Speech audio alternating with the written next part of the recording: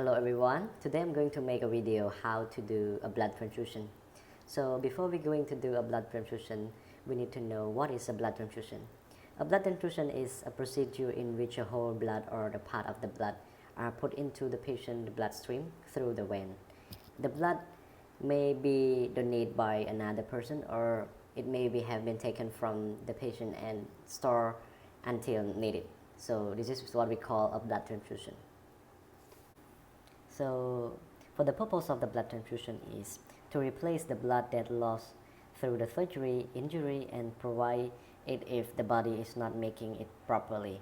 And we also provide the blood transfusion to the patient if they have anemia, sickle cell disease, bleeding disorder such as hemophilia or cancer. So all these diseases we will give the blood transfusion to them.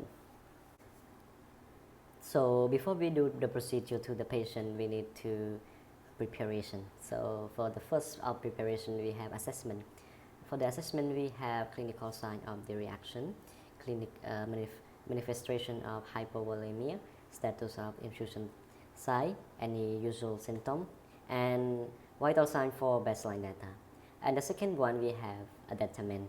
So we do to the secure consent and no allergy or previous adverse reaction to the blood.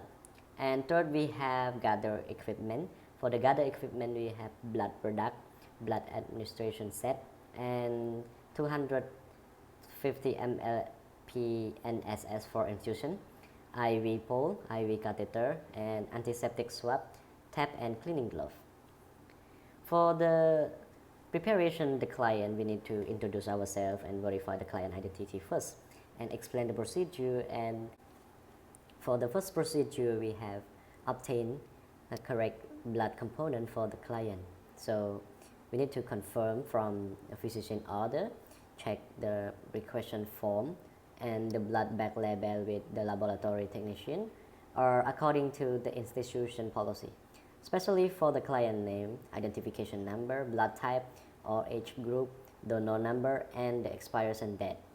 With another nurse, compare the laboratory blood record with the client name, identification number, the number on the blood bag label, and the ABO group and OH type on the blood label.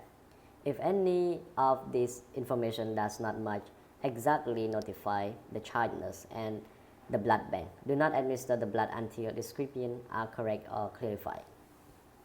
And sign the appropriate form with another nurse according to the institution policy. And so the blood is left at the room temperature for no more than 30 minutes before starting the blood transfusion. For procedure number 2, we verify the client identity. So we check the client armband for the name and ID number. And the third procedure, we have set up the infusion equipment. So for the setup, we have ensure the blood filter inside the drip chamber is suitable for the whole blood or the blood component is transfused. Change the blood line PRNs. Don glove. Close all the clamp on the Y set, the main flow rate clamp and both Y line clamp. Using the twisting motion, insert the Pearson pin spike into the container of 0.9 NaCl saline and hang the container of the IV pole about 1 meter or 3 feet above the planned venous puncture site. For the procedure number 4, we have prime the tubing. For the first of prime tubing, we do open the upper clamp on the normal saline tubing and squeeze the drip chamber until cover the filter and 1/3 of the drip chamber around the filter. Tap the filter chamber or expel any residual air in the filter. Remove the adapter cover at the tip of the blood administration set. Open the main flow rate clamp and prime the tubing with saline. Close both clamps. And fifth, we have start the saline solution. For the first of the start saline solution, if an IV solution is incompatible with the blood is infusing, stop the infusion and discard the solution and tubing according to institution policy. And then attach the blood tubing prime with a normal saline to the IV catheter.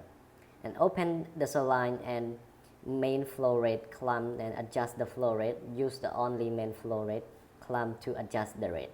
Allow the small amount of the solution to infuse to make sure there is no problem with the flow or with the puncture site.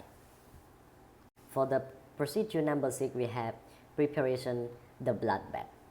Invert the blood bag gently several times to make the cell with the plasma and expose the part on the blood bag by pulling the tap. Insert the remaining set spike into the blood bag. Suspend the blood bag and then close the upper clamp below the IV saline solution on the white set and open the clamp on the blood arm of the white set and prime the tube. And procedure number 7, establish the blood transfusion.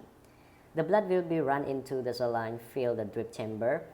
If needed, squeeze the drip chamber to establish the liquid level with the drip chamber 1/3 full and readjust the flow rate with the remaining clamp. And procedure number 8, we had observed the client closely for 5 to 10 minutes. So run the blood slowly for the first 15 minutes at the 20 GTTS per minute and watch out for adverse reactions such as chilling, nausea, vomiting, skin rash, or tachycardia. And remind the client to call the nurse immediately if any unusual symptoms are felt during the transfusion. For number 9 of the procedure, we need to do document relevant data record. So we do the starting blood, vital sign, blood type, blood unit number, sequence number, venipuncture site, and IVF needle, and drip rate. And for the number 10 of the procedure, monitor the client. 15 minutes after initiating blood transfusion, check the client vital sign if there is no sign of reaction. Establish the required flow rate. Do not transfuse a unit of the blood for long than 4 hours. And then assess the client, include vital sign every 30 minutes or more than. It depends on the health status of the patient until 1 hour of the post-transfusion. If the client have reaction and the blood is discontinued, so send blood back to the laboratory and investigate of the blood. For the procedure number 11, we have terminate the transfusion. So done clean glove. If no transfusion is to follow, clamp the blood tubing and remove connection. If another transfusion is to follow, clamp the blood tubing and open the saline transfusion arm. If the primary IV is to be discontinued, flush the maintains line with the saline solution and disconnect the blood tubing system and re-establish the IV using new tubing. Adjust the drip to desired rate and then discard the administration set according to the institution practice. Needle should be placed in the label puncture resistant and container designed for such as disposal. Blood bag and administration set should be bagged and labeled before sent for discontamination and processing. See the institution policy. Remove the glove and monitor vital sign again. For the procedure number 12, we had follow institution protocol for appropriate disposition of the blood bag. On the requisition attached to the blood unit, fill in the time the transfusion was complete and amount of the transfusion. Attach one copy of the requisition to the client record and another empty blood bag. Return the blood bag and requisition to the blood bank. And for the last procedure, 13, we have document relevant data record. We have completion of the transfusion, the amount of the blood absorbed, the blood unit number, the vital sign.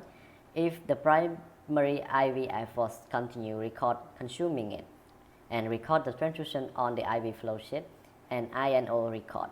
This is all the procedure on how to do the blood transfusion to the patient. Thank you for watching.